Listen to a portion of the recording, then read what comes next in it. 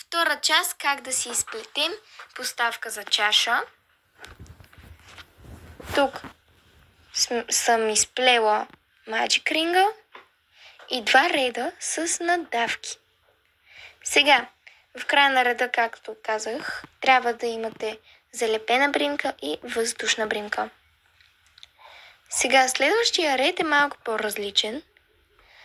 В него отново ще направим още един нисък пълнеж в същата бримка. И сега, тук правим един нисък пълнеж и в следващата 2 ниски пълнежа.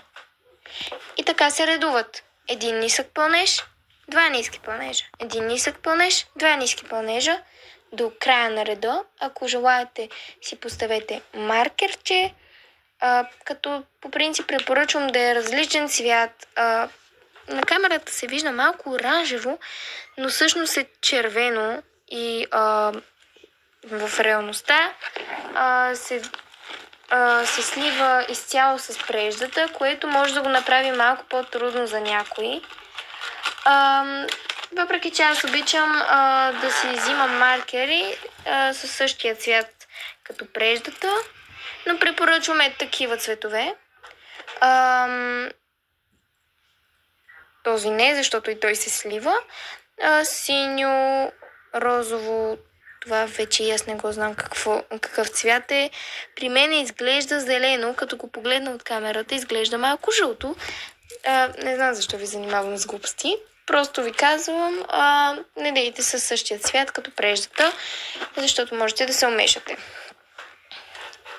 Така, да се върнем пак на поставката за чаша.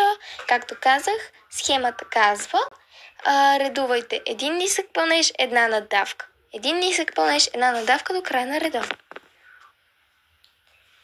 Така, следващ ред е 2 ниски пълнежа, една надавка, като отново ще си направим един нисък пълнеж в същата бримка. Изкара ми се куката.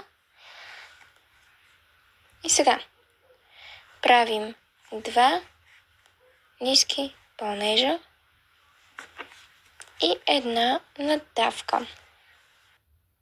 Втора част, как да... Следващите редове са много подобни, обаче вие преценявате колко реда всъщност още искате да плетете. Защото схемата, която аз ви показвам, е направена така, че да съответства на размера на моята чаша. Обаче, вашите чаши могат да бъдат по-мънички. И ако искате поставката да пасва, т.е. ще пропуснете няколко реда. А ако вашите чаши са по-големи, ще ви кажа какво да направите в края на втора част.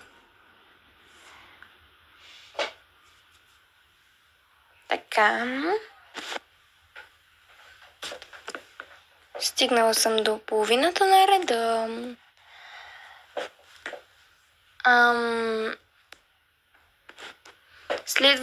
Следващите редове са почти същите, просто увеличавате единичните ниски пълнежи. Тоест, следващия ред съответно ще бъде 3 ниски пълнежа, една надавка. Следващия ред ще бъде 4 ниски пълнежа и една надавка и така нататък.